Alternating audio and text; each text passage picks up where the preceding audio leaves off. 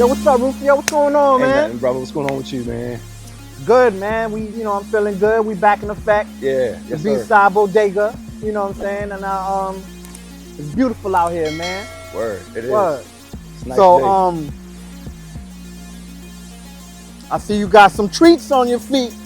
What you got going on there, man? So these are the Nike Blazer. I think it's the Jumbo Blazer Mid 77s. Yes. These are like a updated version of Nike's first basketball shoe that they dropped in like 1977. Just called the Blazer. It's believed that the name came from I think at that year, like during that time, the official team for the NBA was the Trailblazers. Okay. So that was Nike's, I guess submission to the whole basketball sneaker game, because back then I think it was dominated by Converse and Adidas. Nike didn't have one yet. So yeah, but this is like the updated version called it's the Jumbo swoosh. It's got the suede on the toe and the elastic around the ankle. I think the original version had all like leather. Yeah. And yeah, man, I saw these, man, and they were different. I had to get them. They retail originally for about $110. But I think you might have to pay more than that now. Yeah. Because I don't think they're not in the store now. Okay. Or Nike website. But yeah, that's what I think got. the first ones I seen like that were all black. Okay. I want to say they were all black, the re-release. Yeah. And I think the swoosh might have been red or orange. But I seen them. I was like, yo, them joints are hard. Yeah, I got some of their regular ones too, the original ones. Okay. Yeah, and white and blue. So. Okay. Yeah. Yeah, them joints are hard, man. Thanks, man. 1950. 1977. 1977. Yeah. Okay. Yeah. Word. But you got on the fly Tretons. Woo, the Tretons. Where you find them at? I can't divulge that information. Wow. Okay. Nah, I ain't even gonna lie. Do your Googles, you'll find it. But the Tretons take me back to high school. Okay. Because that's the very first time I ever noticed them. But when I seen them, they just came up on my timeline. I'm like, Tretons. I said, oh, let me get that. So I did my little Googles, found out when they sold them. And then when I saw the price, bro, I only paid I'm not going to tell you what I paid for, but it was way below retail. Okay. So I want to say retail, it probably was like $1. Okay. I'm like, yeah, even $1. I wouldn't mind paying retail. I was like, let me get that. But, I did my little finagling and got them. Nice. But doing the research on them, yours was 1977? Yeah. I was doing the research. Tretons was the first luxury sneaker. Oh, like Bally and... Yeah. Okay. So, originally, 1967, if I'm correct, 1967 was when they were released as the original luxury sneaker. Nice. So, as we do on the B-side Bodega, what we deal with is hip-hop and everything under the umbrella of hip-hop, with this hip-hop fashion, which kicks fall under that, and hip-hop culture. So anything under the umbrella of hip-hop, that's what we doing. That's what we doing. So it's the B-side Bodega. So you got anything else, Lucio? Ah, man, that's pretty much it. We can get into this episode. Thank y'all for tuning in and sticking with us. While we figure things out. We back on the scene, crispy and clean, as you can see, because them joints are clean right there. Crispy and clean. All right. Between me and you, today's the first day I pulled them out the box. Word. They look like it. Yeah, so that's why brand they new. crispy and clean. Okay. They gonna stay that way knowing you though. Yo, but wait till you see what I'm pulling out for the next episode. Oh, see now that I know that, I gotta come extra hard. Yeah. Pause. Yeah. Pause. Pause. All right. Word. Well, let's get into it, brother. Yes, indeed. The B-side Bodega, y'all.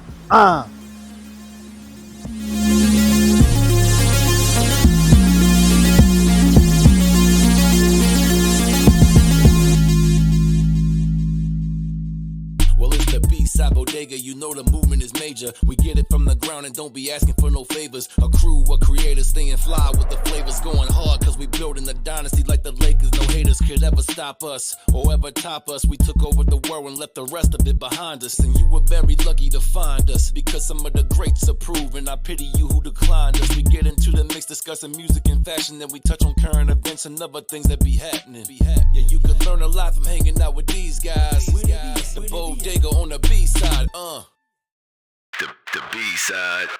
Yes, it's the ultrasonic boom fresh. It's your man DJ Pop Rizzy, and you are in tune to the B-side Bodega. And I got my right hand man, 50 grand, The Rough. and Mr. Ruff. We got today a special guest, Yes, sir. my man, DC representative, my man, MC extraordinaire, Yes, sir. Erik Jerrod. Yes, sir. Welcome, baby. Thank You know you. what I'm saying? It's a long Thank time y'all for coming. having me. Thank y'all for having me, Yeah, man. man. Appreciate this. Nice setup, too. Yeah, we trying to do a little bit, just Y'all doing a it little bit big, just man. to get us by, you know. Shout out to our friend LaShawn. Yeah. She booked this space for us today. Yup. Big shout out also to our Pro Lab brother, my man Abdul. Abdul. Yes. Thank you for the plug. And we got a lot going on, man. You know, it's been a minute, so thank y'all for being patient and welcoming us back into your YouTube screens. So the state of hip hop right now. Let me ask you something. Oh, let's go. Cardi B did a remake of Jay-Z's Yep. Imaginary Player. What you think about it? I thought she did good. Me being an MC, of course, I'm gonna critique it extra hard. First of all, nothing's going to top Jay-Z's Imaginary Player. But to me, yeah, I think the lyrics, she had some bars on there. But to me, just with my ears and been recording and writing songs for 20 years, man, I can hear the punchings in the song. Yeah. I can hear what she punched in. But the bars, she had bars. I don't know if she wrote them or not, but yeah, I think she did. She did okay. It's definitely not a whack song, No, but it's not. yeah. I think it's cool. Yeah, what you think, Rufio? I haven't heard it. You heard it? Well, you know, I mean, it just dropped like a couple of days ago. Yeah. Well, yesterday, just dropped yesterday. Yesterday. But are you a Jay-Z fan though? Yeah. Well, yeah, you might be kind of hard on it then. Okay. She did good though. She did all right. Yeah, I think she did. I think she did do it right now.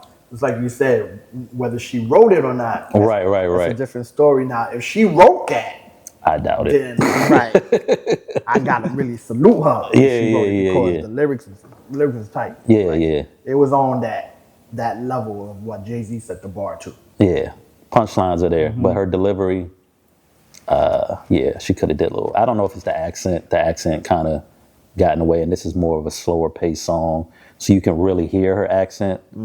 Whereas on her other songs, she's just like ba-da-da-da-da-da-da, and it kind of covers up the accent. But on this one, you know, in this pocket, Imaginary Player's pocket, you gotta be slow and your enunciation and all that. But it was cool. Yeah, I mean, and the way Jay-Z, the original Jay-Z, he did it like on a player type. Yeah. You know what I'm saying? Like he was talking that talk. And that's my favorite Jay-Z album. Yeah. In My Lifetime is slept on, but yeah, You Must Love Me is my favorite Jay-Z song. Listen, that song right there, that song talks to your soul. Yeah. Even with the female vocals at the end. Yeah. Who is that? Kelly Price? I think it is Kelly Price. Yep. You know song? You Must Love Me. That It's is the Kelly last Price. song on there. Yeah. That song right there is very, very soulful. It really hits you. And then Jay's lyrics behind that. You talk about, that's the one when he talked about he shot his brother. Yeah. Shot his brother and some girl he was dealing with, taking trips for him. Yeah. It's probably his most vulnerable song. Yeah. I mean, to live up to a song like that capacity from an MC of that capacity, you know, you got a bar, a high bar you gotta live up to. Right. You know, I think for that song, I agree with what you said. Maybe her cadence was off. Yeah. It was something off.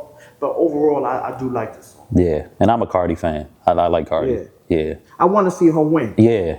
You Yeah. know, out of the Nicki and Cardi thing, I was always rocking with Cardi because her struggle was real. Right. Right. You Yeah. know, We so seen her come up from the bottom. yeah, exactly, exactly. So, what you think? What you been tapped into recently, as far as like what just dropped? Um, the last thing that I listened to was probably that Clips album. Yeah. Yeah, That's been on repeat for me. Okay, it's a man on repeat. Yeah. The Alright. Clips album is probably rap album of the year contender. Okay, and then the next week, Ray dropped. I didn't listen to I listened to a couple songs off the Raekwon. I thought it was cool. But you know, Raekwon has classics, man. So So you didn't hear the whole Ray. I didn't hear the whole thing. I heard snippets of it. I can't give an honest review of the full Okay. album. Okay. But what do you think? I heard both albums, and I'd say the clips rollout was crazy.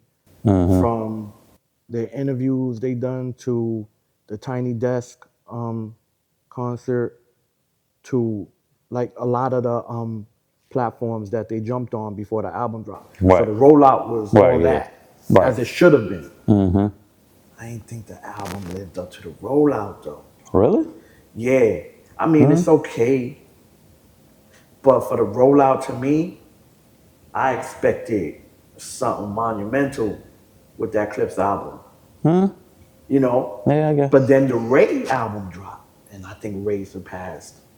You might want to peep that. Yeah, I'll That- check it out. That Raekwon album, it's like that. It's like that. What about Freddie Gibbs? Oh, Freddie Gibbs. Yeah. He got a joint too. That project right there, I think he topped both of them with his Yeah. project. What you think? So that's my top 3 right now are Clips, Freddie Gibbs, and I like the 2 Chainz and Larry June, Alchemist. Oh, I did check that out. You think Yeah, like you? Yeah. that one's It's like fire. that? Yes. Okay. As an MC, have you always liked Larry June? I have. Yeah, I think he, okay. matter of fact, I think his content is more similar to what I talk about in my music. Yeah. Which is the grown man bar rap. structure? It's like conversation type of, which is kind of what I do on a lot of songs. Yeah. Conversation talk, but he does that grown man talk, that motivational talk, which is kind of what I do.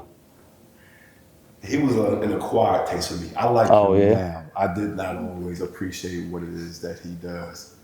But I like you said, like the grown man talk. You know what I'm saying? But also, someone pointed out to me, because at first I used to listen, you know, I was trying to, you know, I was seeing him everywhere all of a sudden. And then I learned that he didn't just step on the scene. He'd been around Oh, yeah. He's been around for a for a while. while, Yeah. right? But I probably discovered him maybe like 2-3 years back. Oh, yeah, Probably, yeah. probably more like 3 or 4 years back. And I'm like, I don't get it. You know what I'm saying? Because sometimes it seems like he's not like a, you know, ride the beat type Yeah, of, you yeah, know what I'm yeah. saying? He's not super lyrical or any of that. And I'm like, what is it that people like? And another friend of mine, he said to me, yo, it's refreshing because after a while, you get tired of hearing people talking about selling drugs. Yeah, the and violence talk. spinning the blood, Yeah. killing people and stuff like that. He don't talk about none of that. My guy stays out the way. Yep. Talking He's about getting enjoying money, man. life. Yeah. Yeah. You know, he likes to do the things that most men like to do, have a good time, enjoy some female company, Cars. He's big on cars. cars, you know, and just Watches. the finer Yeah. things. Yeah. Yeah. Grown man. Shit, yeah. I watched an interview with him one time, and he said, I rap 3 hours a day, no more than that, because I don't want to get burned out. He said, I don't do much. My typical day is I get up, I clean my apartment, I go to the grocery store, I ride my bike, and I hang out with my son. That's all I. Grown man shit. Right. This You is the know? aging of hip hop, man. This is Yeah, hip hop man. age, man. So yeah, So it's I not a was young just- man sport no more.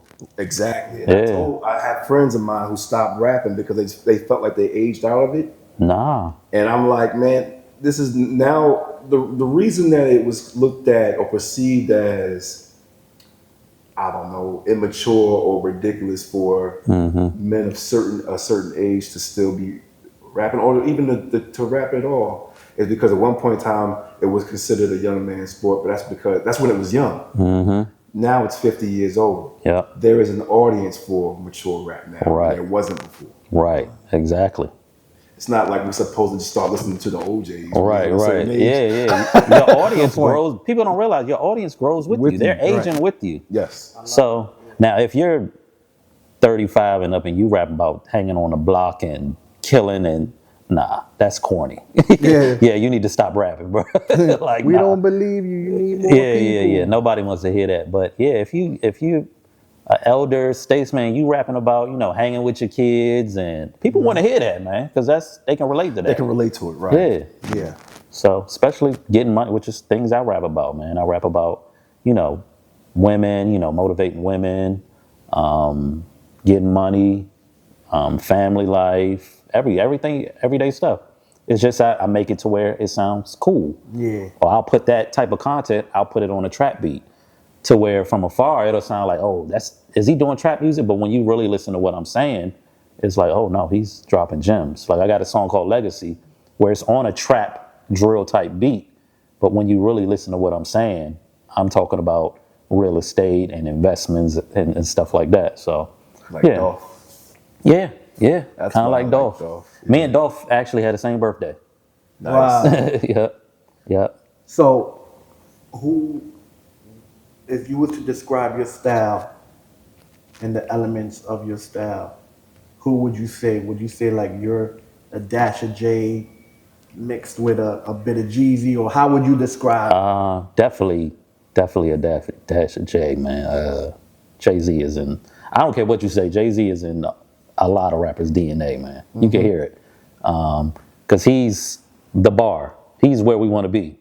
I mean, he's 50 plus, billionaire, bad wife, like, that's where you want to be. He's like the American dream. Yeah. So, I grew up listening to Jay, so he's definitely there. I listen to a lot of R&B, go-go, me growing up in DC, Maryland area. So I choose my beats tend to be more instrumentation. But yeah, I would definitely say Jay-Z with R&B influence. Yeah. Okay, I could dig that. I'm glad you mentioned the whole go-go side, because actually that's where I met you. You know what I'm Right, saying? right. Who you was on stage with? Was it with Black Alley at the first I think we opera?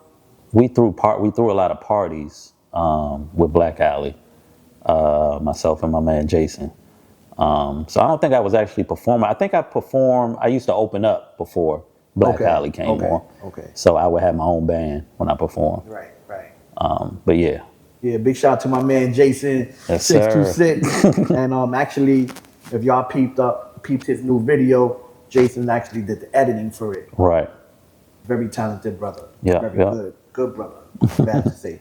Glad to call him a friend. So what you got going on now, like the projects? Because I see you just released a visual. Yeah. So I just saw it. So actually, that visual that you guys just saw, that song is 3 years old.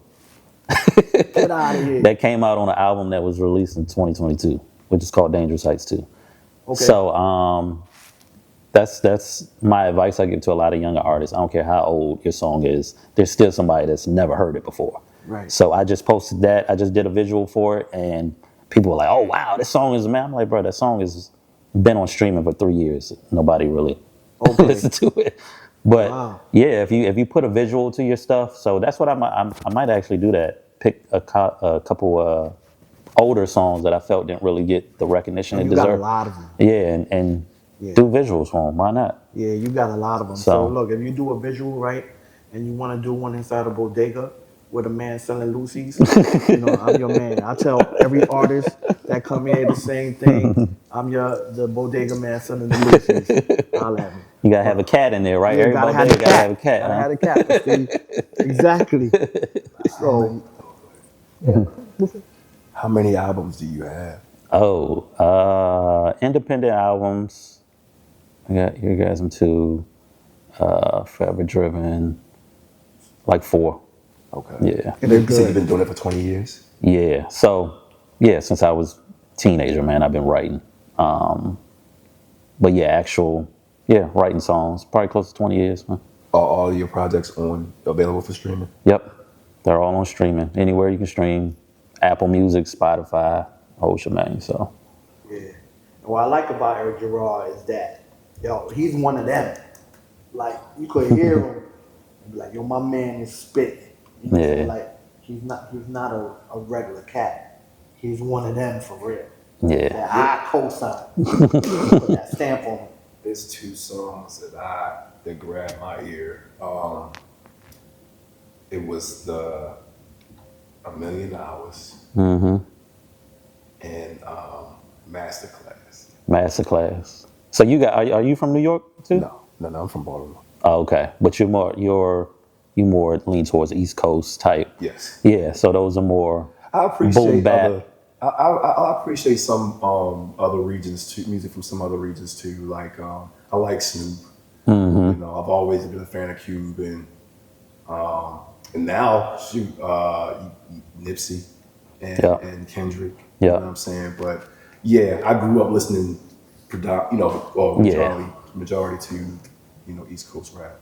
Yeah. Masterclass. I'm surprised people like that, man. Like I don't know. It's just that song was just so easy for me. I mean, I've been doing this for a long time, so there's no hook on it. It's just me bars. I can do that all day. So it's really not the typical song structure like lyric, hook, lyric. It just was me rapping and then talking, but But you was saying something, man. yeah, I was It saying was something. content. You know what I mean? There was content. There was Yeah, substance. I'm seeing now that people is starting to come back around to substance. Like How we were old is saying, that song? that song is 3 years old too. Okay, that's not old. No, it's not really. old, but I tend to make my. I heard Dr. Dre say this one time. He tends not to put. He tends not to put any current events in his songs or say the year. So I keep that in mind when I write my songs. So I don't say anything about any current events. I just keep it Timeless. general, so it can be timeless music. You can listen to it 10 years from now. Yeah, I like Yeah, it. that's a little gem. That's a good idea. You're getting free game, Yeah, y'all. The yeah, B-side yeah, bodega. No, that's a good look, though, man. So, Yeah. what you got going on? What you got coming up?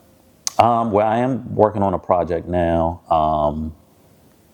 I got a bunch of songs in the vault, so I'm just working on crafting like a real like project with substance, that timeless music, because I like the whole process of creating projects. My projects are more like movies, so I have intros, which I'm from the old school, where the intro is like that's the thing that captures people's ears. So I'm big on intros and skits, and the whole '90s type of music that we grew up on, where the skits were like heavy. Yeah. Yeah, the skits played a big part in the album. So yeah, I'm just working on crafting a solid project to release probably this fall. So Okay. I Yeah. did have one more question based on what you said about you surprised that people like the Masterclass song. And I guess that would be, well, when you recorded it, did you feel like it wasn't good?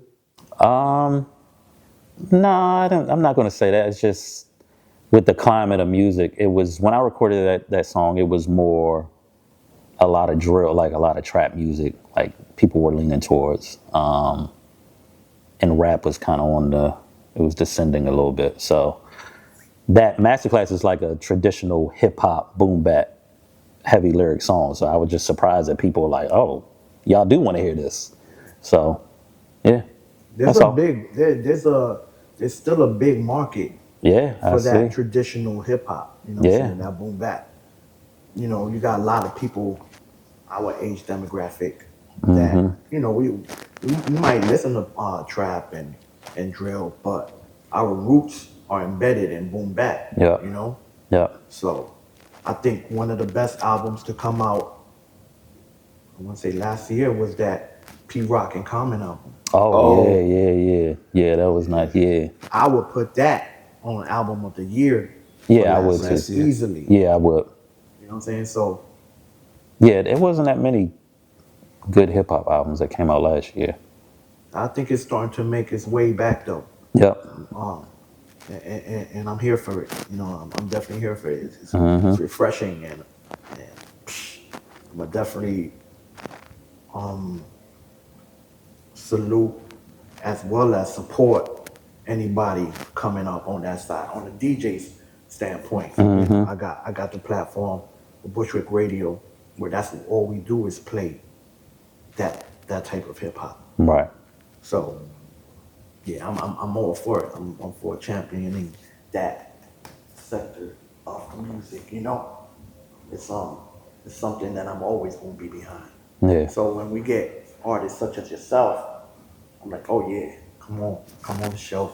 Right. And anytime you drop something, come on the show. Right. So yeah. How do you go about promoting your projects?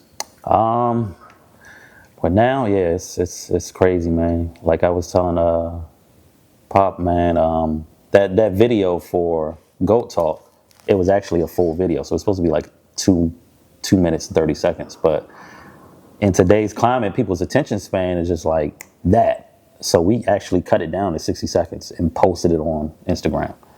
Is a full video like on YouTube or anything? We do have a full. Well, probably eventually we'll put out a full video on YouTube. But right now, the 60-second video is just like getting so many hits, and it's like, wow, maybe we should just keep it short. And then the thing is that if you don't give them the whole thing on Instagram, they have a reason to go and stream the actual song. There you go. Yeah. So it's just little tricks that I've learned to get people to, and then I do a lot of video, like for 1,000,000 Hours, where I took clips from like old movies like Goodfellas and Wolf of Wall Street and kind of put that together to promo for 1,000,000 Hours. So just little short tricks to catch people's eye. Okay. Yeah. Who does your beats? Or do you have different? Different producers. Usually I work with local producers. My man Nick G. He sent me a couple beats for the new project. But yeah, I usually get with producers online, man. It's the best way. So I'm super picky with beats. So me going to a studio and sitting with a producer and going through it, we'll be there for 2 days, man. Because I'm just super picky. Because I know that's the first thing people hear. They listen to the beat, and then maybe on the second list, the average listener, maybe on the second listen, they'll start listening to what you're saying. Yeah. But that beat has to capture. Right. Facts. So I'm super picky with beats. The first thing you notice about a song is the way it feels. Yep. Also, Dr. Dre said that too. I think he said you got 5 seconds to capture somebody's ear. That's real. If you don't capture it, then they're up next song. Yep. So, Yep. yeah. That's so true. Yeah. Okay. Well, is there anything that you want to spotlight as far as present or future that you want the people to know about Erik Jerrod, your music, anything you got future projects, anything you got working with anyone else, or I would just say, man, I got some timeless music on streaming right now, man. Like I said, I got 4 albums on there. So what's the name of the albums again for the listeners? So the first one is Eargasm 2, which was released in 2013, I think. Then I got Forever Driven, which was released in 2018. Let Whoever Think Whatever, which was released in 2020. Then I put out an EP called Dangerous Heights in 2021. And then my last one was Dangerous Heights 2, which was released in 2022. Now, can all of those be found Everywhere. Erik Jerrod? Because I overheard you talking about you changed your name. Yeah. So I changed my name in 2011. Okay. So I did. I used to go by J-Rod, but yeah, that sounded kind of childish after a while. So I just switched it to Erik Jerrod, and yeah. So all those albums, they go into Erik Jerrod, ErikJerrod. Yes. So- Yes. So I mean, give the people your IGs or any social media, so they can follow you. Yeah, so you can basically just go in Google and type in Erik Jerrod, ErikJerrod, and it'll bring up all my socials, my YouTube, streaming sites, all that. So articles written on me and all that. So it's real simple. As soon as you type in Erik Jerrod in Google, everything pops up. Yeah. So ladies and gentlemen, there you have it. You know what I'm saying? That's the man right there, my man, 50 grand, Erik Jerrod. And one last thing, I had this question I wanted to ask. So you did come up in the DC go-go scene as well, right? Do you feel that has influenced your style of Oh music? yeah. Heavily. So like I said, my beats are more heavy instrumentation. Right. Just the swag of it, and just even my performance. Because I was going go-go's at 16 years old, so I'm used to like seeing go-go bands. They perform sometimes 3, 4 times, 5 times a week. And that definitely plays into my performance. Okay. And all that. So yeah, and the music. Top 3 go-go bands for you. Oh, Backyard. I'm gonna say Backyard. Groovers, Northeast Groovers, and Rasses. Yeah. I like all 3 of them.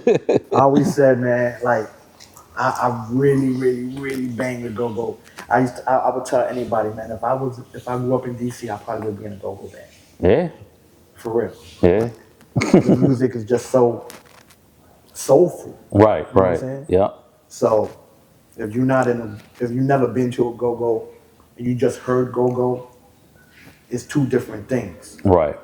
You gotta actually be there. You gotta be there. Yeah. You really gotta be there to understand. But much love to DC. I love y'all. Source and all of that. And Erik Jerrod, man, I appreciate you, baby. Appreciate y'all, man. Always welcome to the B-Side Bodega. And I look forward to hearing more stuff from you. All right. Appreciate you, brother. Anything you wanna any last words you got, Rufio? Man, just keep, I'm looking forward to hearing the next project. When is it coming again? Probably sometime this fall. In the fall. This okay. fall. Yeah. I'm looking forward to hearing that. What I've heard so far, I enjoyed. So Okay. Yeah, you like that, man. Ladies and gentlemen, he is one of them. Trust me. Check him out, my man Erik Jerrod at the B-Side Bodega, DJ Pop Rizzy, in the rough. and it's my man Erik Jerrod. Yes, Peace, sir. y'all. Thank you, brother. Of course, man. Yeah.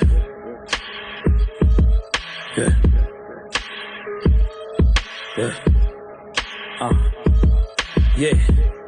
The whole world gon' get this pressure. Wanted keynote speaker, I killed another lecture. Multiplied this money with $1 million efforts. Triple wins won't end, I passed the trifecta. Pyrex visions, my product like I'm water whipping. Feel like I'm Virgil, these scriptures is off-white written.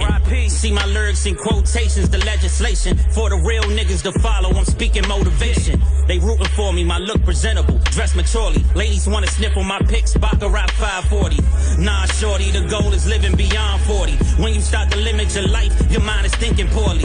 I never speak death upon these tracks, cause those that did, they went from something to nothing, just like a Thanos snap.